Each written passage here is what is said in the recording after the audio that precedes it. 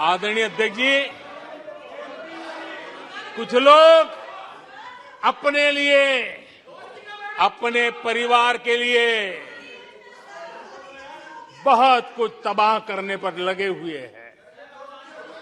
अपने लिए, अपने परिवार के लिए जी रहे हैं। मोदी तो 25 करोड़ देशवासियों के परिवार का सदस्य है। आदरणीय अध्यक्ष जी, 140 करोड़ देशवासियों के आशीर्वाद, ये मेरा सबसे बड़ा सुरक्षा कवच है। और गालियों के शस्त्र से, झूठ के शस्त्रास्त्रों से इस सुरक्षा कवच को कभी तुम भेद नहीं सकते हो। वो विश्वास का सुरक्षा कवच है और इन शस्त्रों से तुम कभी भेद नहीं सकते हो। आदरणीय अध्यक्ष जी,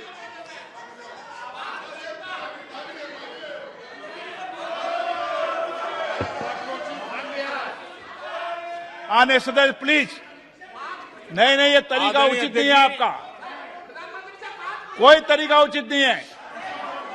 नो, इस तरीके से सदन नहीं चलेगा। मैं आपको बता देता हूं, नो, तरीका गलत है। बैठिए, बैठिए। क्या सदन है, संसद है? बैठकर टिप्पणी करते हैं। सदन के नेता बोलते हैं जब कुछ शांत रखा करो, मर्यादा रखा करो चीजों की।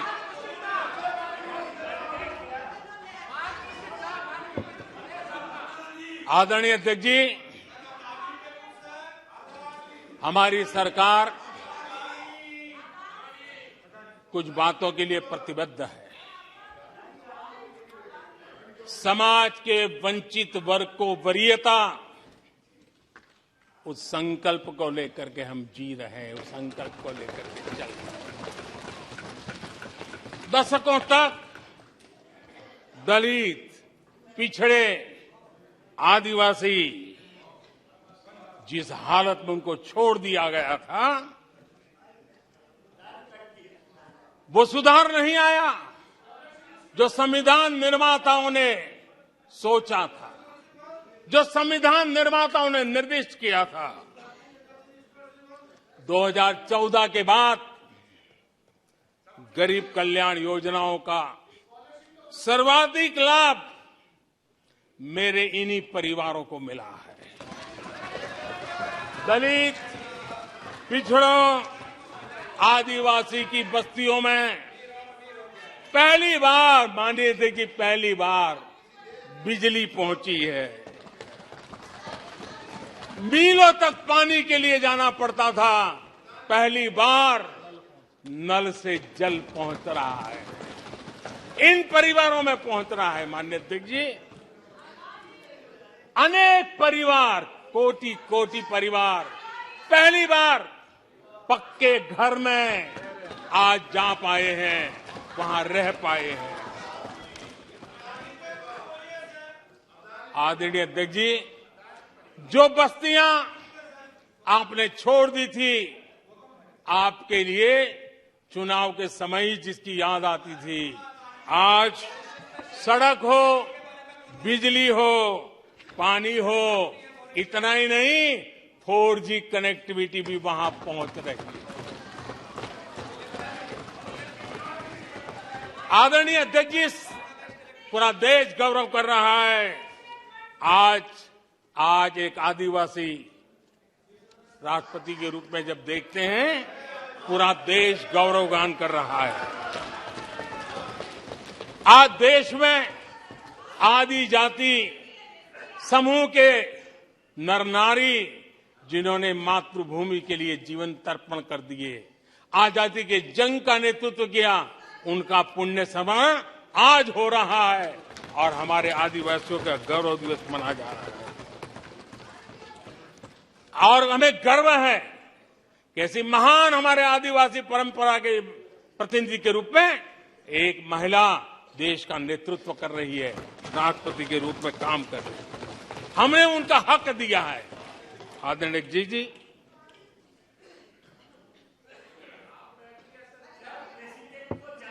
आदरणीय अध्यक्ष जी, हम पहली बार देख रहे हैं। एक बात ये भी सही है, हम सबका समान अनुभव है, सिर्फ मेरा ही ऐसा है ऐसा नहीं, आपका भी है। हम सब जानते हैं कि जब मां सशक्त होती है तो पूरा परिवार सशक्त होता है। जब मां सशक्त होती है तो परिवार सशक्त होता है, परिवार सशक्त होता है तो समाज सशक्त होता है, और तभी जाकर के देश सशक्त होता है। और मुझे संतोष है कि माताएं, बहनों, बेटियों को सबसे ज्यादा सेवा करने का सौभाग्य हमारी सरकार को मिला है। हर छोटी मुसीबत को दूर करने का प्रामाणिक पूर्वक प्रयास किया है। बड़ी संवेदनशीलता के साथ उस पर हमने ध्यान केंद्रित किया है। आदरणीय अध्यक्ष जी, कभी कभी मजाक उड़ाया जा रहा है, ऐसा कैसा प्रधानमंत्री है, लाल किले पर से टॉयलेट की बातें करता है, बड़ी मजाक उड़ाई गई। आदरणीय अध्यक्ष जी, ये टॉयलेट, ये इज्जतघर, इन मेरी माताओं बहनों की क्षमता, उनकी सुविधा, उनका सुरक्षा का सम्मान करने वाली बात है। इतना ही नहीं मानिए अध्यक्ष जी, जब मैं सैनिटरी पैड की बात करता हूं तो लोगों को लगता है अरे प्रधानमंत्री ऐसे विजय में क्यों जाते हैं। माननीय अध्यक्ष जी, सैनिटरी पैड्स के अभाव में गरीब बहन बेटियों के अपमान सहती थी, बीमारियों का शिकार हो जाती थी। माताओं बहनों को धुएं में दिन के कई घंटे बिताने पड़ते थे, उनका जीवन धुएं फंसा रहता था, उसे मुक्ति दिलाने का काम उन गरीब माताओं बहनों को करने का सौभाग्य हमें मिला है। जिंदगी खप जाती थी, आधा समय पानी के लिए, आधा समय केरोसिन की लाइन के अंदर खपे रहते थे। आज उसे मुक्ति देने का संतोष, उन माताओं बहनों को मुक्ति देने का संतोष।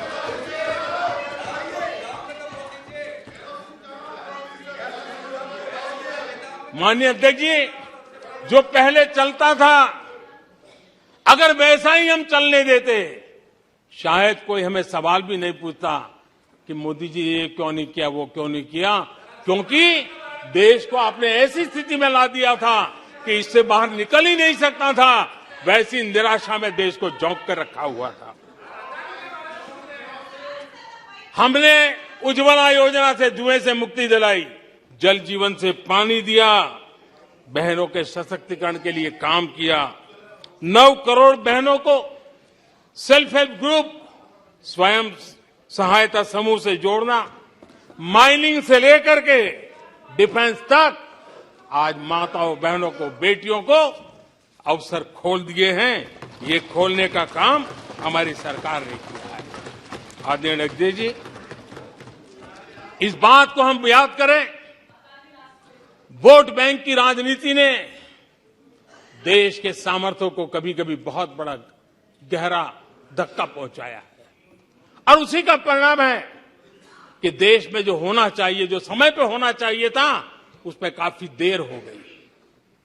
आप देखिए, मध्यम वर्ग लंबे समय तक मध्यम वर्ग को पूरी तरह नकार दिया गया, उसकी तरफ देखा तक नहीं गया। एक प्रकार से वो मान के चला कि हमारा कोई नहीं, अपने ही बलबूते पर जो हो सकता है करते चलो, वो अपनी पूरी शक्ति बेचारा खपा देता था।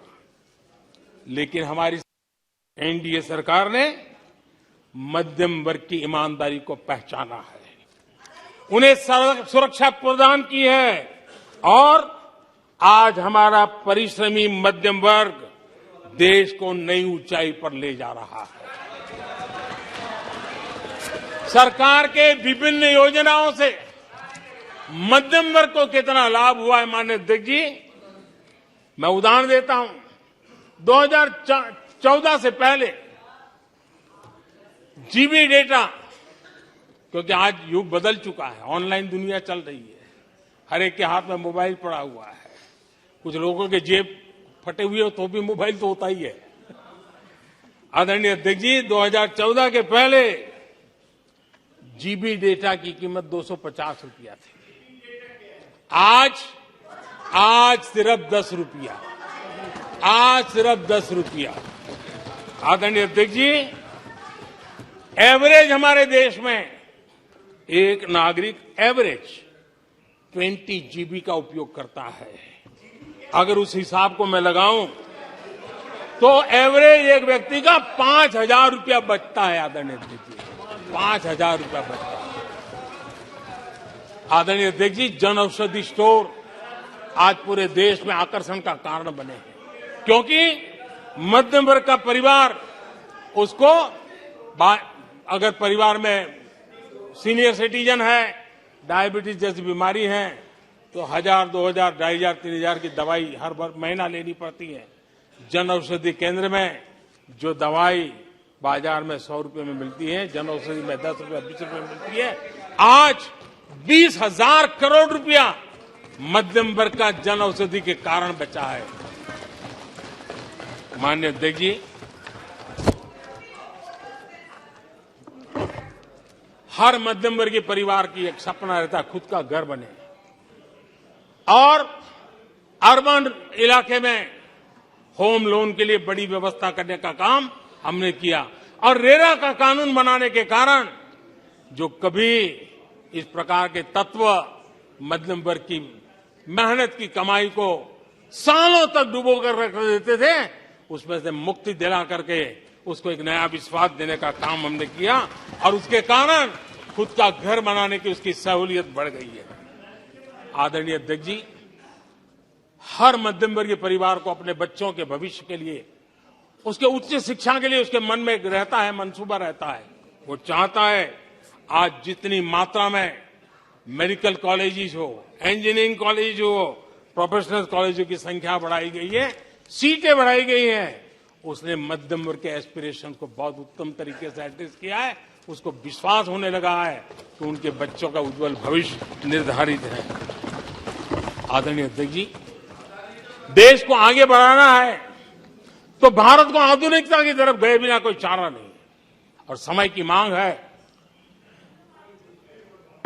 कि अब समय नहीं गवा सकते, और इसलिए हमने इंफ्रास्ट्रक्चर की तरफ बहुत बड़ा ध्यान दिया है। और ये भी माने स्वीकार होगा, भारत की एक जमाने में पहचान थी गुलामी के कालखंड के पहले। गुलामी के कालखंड के पहले ये देश आर्किटेक्चर के लिए, इंफ्रास्ट्रक्चर के लिए दुनिया में उसकी एक ताकत थी, पहचान थी। गुलामी के कालखंड में सारा नष्ट हो गया। देश आजाद होने के बाद वो दिन दोबारा में आएगा ऐसी आशा थी, लेकिन वो भी समय बीत गया। जो होना चाहिए था, जिस गति से होना चाहिए, जिस स्केल से होना चाहिए था, वो हम नहीं कर पाए।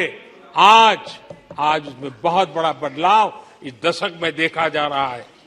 सड़क हो, समुद्री मार्ग हो, व्यापार हो, वाटरवेज हो, हर क्षेत्र में आज इंफ्रास्ट्रक्चर का कायाकल्प देख रहा है। हाईवे पर रिकॉर्ड निवेश हो रहा है। माननीय अध्यक्ष जी, दुनिया भर में आज चौड़ी सड़कों की बात होती थी, भारत में चौड़ी सड़कें, हाईवे, एक्सप्रेसवे आज देश की नई पीढ़ी देख रही है। भारत में वैश्विक स्तर के अच्छे हाईवे, एक्सप्रेस दिखे, इस दिशा में हमारा काम है। पहले रेलवे इंफ्रास्ट्रक्चर अंग्रेजों ने जो देकर के गए, उसी पर भी हम बैठे रहे, उसी को हमने अच्छा मान लिया, गाड़ी चलती थी। आदरणीय अध्यक्ष जी, वो समय था, आदरणीय अध्यक्ष जी, वो समय था जिस प्रकार से अंग्रेजों छोड़ करके गए थे, उसी भाव में जीते रहे। और रेलवे की पहचान क्या बन गई थी? रेलवे यानी धक्का मुक्की, रेलवे यानी एक्सीडेंट, रेलवे यानी लेट लतीफ। यही यानी एक स्थिति थी, लेट लतीफ में एक कहावत बनी गई थी, रेलवे यानी लेट लतीफी। एक समय था हर महीने एक्सीडेंट होने वाली घटनाएं बार बार आती थी। एक समय था एक्सीडेंट एक किस्मत बन गई थी। लेकिन अब ट्रेनों के अंदर वंदे भारत, वंदे भारत की मांग हर एमपी चिट्ठी लिखता है, मेरे यहां वंदे भारत चालू करो। आज रेलवे स्टेशनों का कायाकल्प हो रहा है, आज एयरपोर्ट का कायाकल्प हो रहा है। 70 साल में 70 एयरपोर्ट, 70 साल में 70 एयरपोर्ट, 9 साल में 70 एयरपोर्ट। देश में वाटरवेज भी बन रहा है। आज वाटरवेज पर ट्रांसपोर्टेशन हो रहा है। आदरणीय अध्यक्ष जी, देश आधुनिकता की तरफ बढ़े, इसके लिए आधुनिक इंफ्रास्ट्रक्चर को बल देते हुए आदरणीय अध्यक्ष जी, मैंने जीवन में, सार्वजनिक जीवन में 4-5 दशक मुझे हो गए और मैं हिंदुस्तान के गांवों से गुजरा हुआ इंसान हूं। 4-5 दशक तक उसमें से एक लंबा कालखंड परिव्राजक के रूप में बिताया है। हर स्तर के परिवारों से बैठने उठने का, बात करने का अवसर मिला है और इसलिए भारत के हर भूभाग को, समाज की हर भावना से परिचित हूं और मैं इसके आधार पर कह सकता हूं और बड़े विश्वास से कह सकता हूं कि भारत का सामान्य मानवी पॉजिटिविटी से भरा हुआ है। सकारात्मकता उसके स्वभाव का, उसके संस्कार का हिस्सा है। भारतीय समाज नेगेटिविटी को सहन कर लेता है, स्वीकार नहीं करता। ये उसकी प्रकृति नहीं। भारतीय समुदाय का स्वभाव खुशमिजाज है, स्वप्नशील समाज है, सत्कर्म के रास्ते पर चलने वाला समाज है, सृजन कार्य से जुड़ा हुआ समाज है।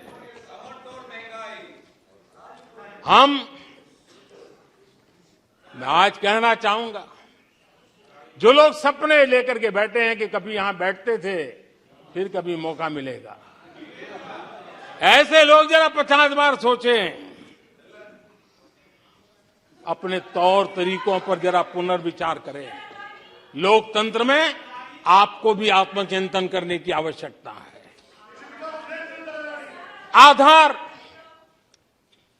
आज डिजिटल लेन देन का सबसे बड़ा महत्वपूर्ण अंग बन गया। आपने उसको भी निराधार करके रख दिया था, अब उसके भी पीछे पड़ गए थे। उसको भी रोकने के लिए कोर्ट कचहरी तक को छोड़ा नहीं था। जीएसटी को न जाने क्या क्या कह दिया गया, पता नहीं, लेकिन आज हिंदुस्तान की अर्थव्यवस्था को और सामान्य मानवी को जीवन सुगम बनाने में जीएसटी ने एक बहुत बड़ी भूमिका अदा की। वो जमा एचएएल को कितनी गालियां दी गई, किस प्रकार से बड़े बड़े फोरम का मिसयूज किया गया। आज एशिया का सबसे बड़ा हेलीकॉप्टर बनाने वाला हब बन चुका है, जहां से तेजस हवाई जहाज सैकड़ों की संख्या में बन रहे हैं। भारतीय सेना के हजारों करोड़ रुपए का ऑर्डर आज एचएएल के पास है। भारत के अंदर आज वाइब्रेंट डिफेंस इंडस्ट्री आगे आ रही है। आज भारत डिफेंस एक्सपोर्ट करने लगा है। माननीय अध्यक्ष जी, हिंदुस्तान के हर नौजवान को गर्व होता है। निराशा में डूबे हुए लोगों से अपेक्षा नहीं है। आदरणीय अध्यक्ष जी, आप जानते हैं भली भांति,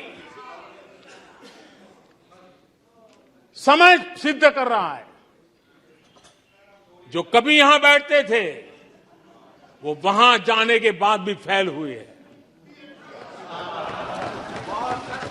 वहां जाने के बाद भी फेल हुए हैं और देश पास होता जा रहा है, डिस्टिंक्शन पे जा रहा है।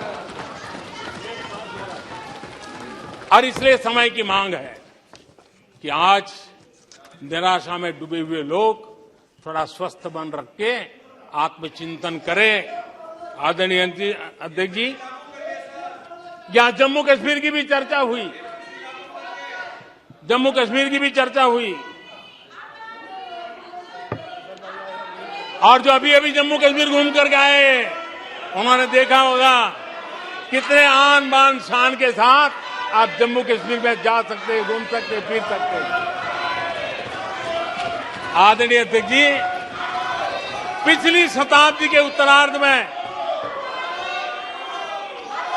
आदरणीय अध्यक्ष जी, पिछली शताब्दी के उत्तरार्ध में मैं भी जम्मू कश्मीर में यात्रा लेके गया था और लाल चौक में तिरंगा फहराने का संकल्प लेकर के चला था। और तब आतंकवादियों ने पोस्टर लगाए थे, उस समय, और कहा था कि देखते हैं किसने अपनी मां का दूध पिया है जो लाल चौक में आके तिरंगा फहराता है। पोस्टर लगे थे। और उस दिन वो 24 जनवरी थी, मैंने जम्मू के अंदर बड़ी सभा में कहा था, अध्यक्ष जी मैं पिछली शताब्दी की बात कर रहा हूं, और तब मैंने कहा था आतंकवादी कान खोल करके सुन ले। उस दिन मैंने कहा था आतंकवादी कान खोल करके सुन ले। 26 जनवरी को ठीक 11 बजे मैं लाल चौक पहुंचूंगा, बिना सिक्योरिटी आऊंगा, बुलेट प्रूफ जैकेट के बिना आऊंगा, और फैसला लाल चौक में होगा किसने अपनी मां का दूध पिया।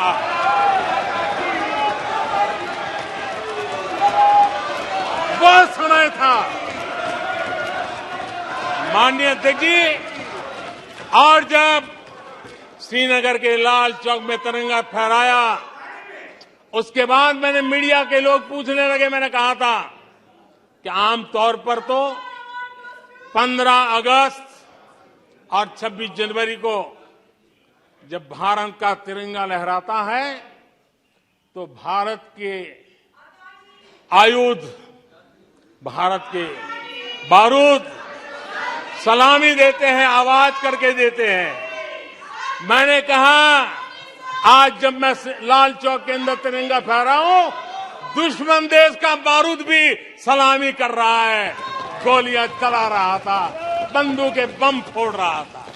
आदरणीय अध्यक्ष जी, आज जो शांति आई है, आज चैन से जा सकते हैं, सैकड़ों की तादाद में जा सकते हैं। ये माहौल और पर्यटन की दुनिया में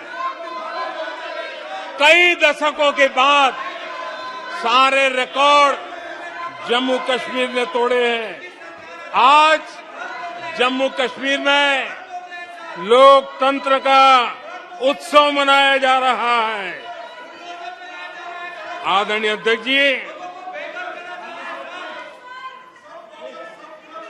आज जम्मू कश्मीर में हर घर तिरंगा का सफल कार्यक्रम होते हैं। मुझे खुशी है, कुछ लोग हैं जो कभी कहते थे तिरंगे से शांति बिगड़ने का खतरा लगता था, कुछ लोगों को ऐसा कहते थे कि तिरंगे से जम्मू कश्मीर में शांति बिगड़ने का खतरा लगता था। वक्त देखिए, वक्त का मजा देखिए, अब वो भी तिरंगा यात्रा में शरीक हो गए।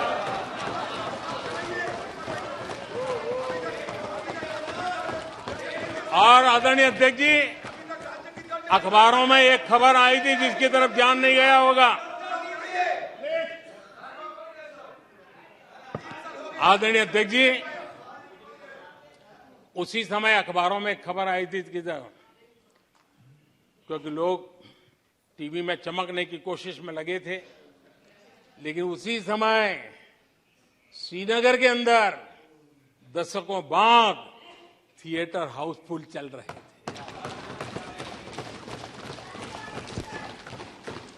और अलगाववादी दूर दूर तक नजर नहीं आते थे। अब ये भी देश ने देखा। आदरणीय अध्यक्ष जी, अभी हमारे साथी आकर ही हमारे माननीय सदस्य नॉर्थ ईस्ट के लिए कह रहे थे। मैं कहूंगा जरा एक बार नॉर्थ ईस्ट हो आइए। आपके जमाने का नॉर्थ ईस्ट और आज के जमाने का नॉर्थ ईस्ट देखिए। आधुनिक चौड़े हाईवे हैं, रेल की सुख सुविधा वाली सफर है। आप आराम से हवाई जहाज से जा सकते हैं। नॉर्थ ईस्ट के हर कोने में आज बड़ी, और मैं गर्व के साथ कहता हूं, आजादी का 75 साल मना रहे हैं, तब मैं गर्व से कहता हूं 9 साल में करीब 7500 7,500 7,500 जो हथियार के रास्ते पर चल पड़े थे, ऐसे लोगों ने सरेंडर किया और अलगाववादी प्रवृत्ति छोड़ करके मुख्य धारा में आने का काम किया है। आदरणीय अध्यक्ष जी, आज त्रिपुरा में लाखों परिवारों को पक्का घर मिला है, उसकी खुशी में मुझे शरीक होने का अवसर मिला।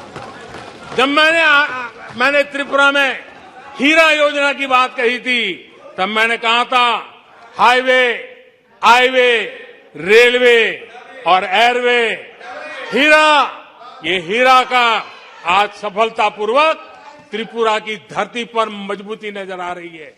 त्रिपुरा तेज गति से आज भारत की विकास यात्रा का भागीदार बना है। आदरणीय अध्यक्ष जी, मैं जानता हूं सच सुनने के लिए भी बहुत सामर्थ्य लगता है। आदरणीय अध्यक्ष जी, झूठे गंदे आरोपों को सुनने के लिए भी बहुत बड़ा धैर्य लगता है, और मैं इन सबका अभिनंदन करता हूं जिन्होंने धैर्य के साथ गंदी से गंदी बातें सुनने का ताकत दिखाई है। ये अभिनंदन के अधिकारी हैं।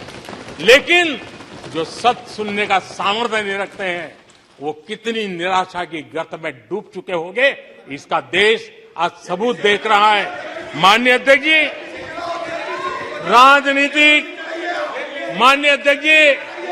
राजनीतिक मतभेद हो सकते हैं, विचारधाराओं में मतभेद हो सकते हैं, लेकिन ये देश अजरा अमर है। आओ हम चल पड़े 2047 आजादी के 100 साल मनाएंगे, एक विकसित भारत बना के रहेंगे, एक सपना लेकर के चले, एक संकल्प लेकर के चले, पूरे सामर्थ्य के साथ चले।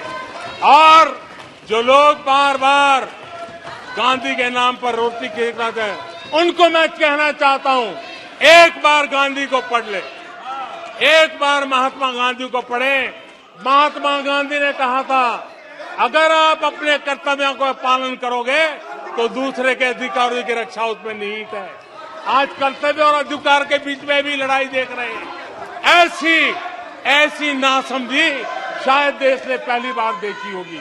और इसलिए माननीय अध्यक्ष जी, मैं फिर एक बार आदरणीय राष्ट्रपति जी को अभिनंदन करता हूं, राष्ट्रपति जी का धन्यवाद करता हूं, और देश आज यहां से एक नए उमंग, नए विश्वास, नए संकल्प के साथ चल पड़ा है। बहुत बहुत धन्यवाद। धन्यवाद। प्रस्ताव पर सदस्यों के अनेक संशोधन प्रस्ताव किए गए। सभा की सहमति हो तो मैं सभी संशोधनों एक साथ सभा के मतदान के लिए रखता हूं। धन्यवाद। प्रस्ताव पर सदस्यों ने अनेक संशोधन प्रस्तुत किए। अब मैं संशोधनों को एक साथ सभा में मतदान करता हूं। प्रश्न है कि माननीय सदस्यों द्वारा प्रस्तुत सभी संशोधन स्वीकृत किया जाए। जो सदस्य पक्ष में हाँ गए, जो सदस्य विरोध में ना गए, मेरे विचार में निर्णय ना वालों के पक्ष पर प्रस्ताव स्वीकृत हुआ। प्लीज बैठिए, प्लीज बैठिए। देखिए माननीय सदस्य, प्लीज 1 मिनट बैठिए, 1 मिनट बैठे सब, 1 मिनट बैठो पहले आप, 1 मिनट बैठिए आप, प्लीज 1 मिनट सिटिंग। मैंने कल सभी मान्य सदस्यों ने 1 minute Adhir Ranjan ji, please 1 minute सुनिए, बात सुनिए, 1 मिनट बात सुनिए। कल सदन में सभी मान्य सदस्यों ने देर रात्रि तक धन्यवाद प्रस्ताव पर चर्चा पर भाग लिया। कुछ मान्य सदस्यों ने राष्ट्रपति अभिभाषण के बार के बिंदु भी कहे। बिना तथ्यों के, बिना सबूतों के सदन का गलत तरीके से उपयोग किया गया, जो सदन की मर्यादा के अनुरूप नहीं है। और मेरा आग्रह है, हम सब लोग जिस धन्यवाद प्रस्ताव पर राष्ट्रपति जी को धन्यवाद देना चाहते हैं, उस पर एक मुझसे धन्यवाद दें।